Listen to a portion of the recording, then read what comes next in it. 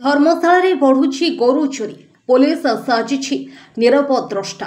जाजपुर जिला धर्मशाला अंचल में दिनक दिन गोरु चोरी वृद्धि पाइबार लगी।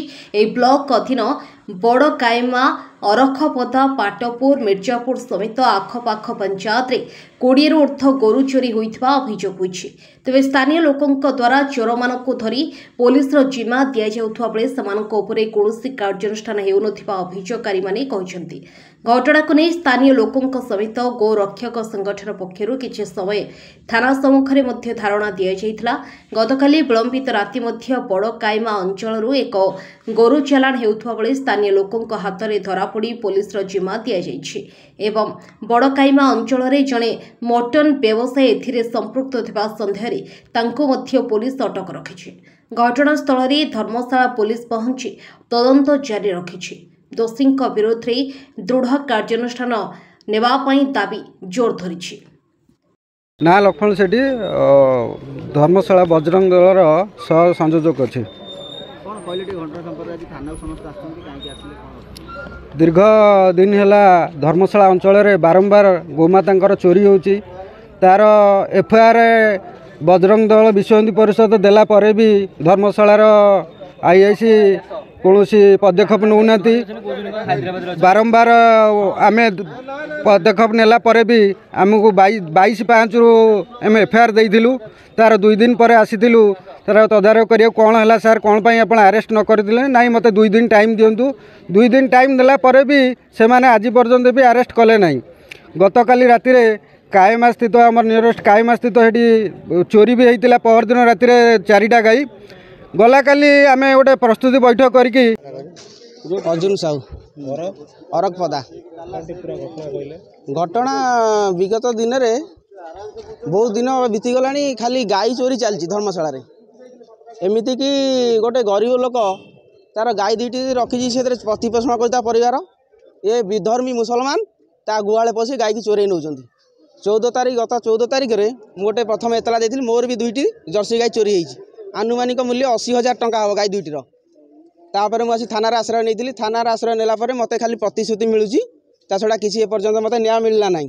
तापर 20 तारीख दिन कायमारे स्थानीय लोक गोटे गाड़ी गोरु गाड़ी की अटकाई से 3टी गाई धराई आम मु खबर पाइली। खबर पाई सेठार पहुँचती जड़े चोर को भी काबू करूँ ताकू पुलिस रे जिम्मा देलु।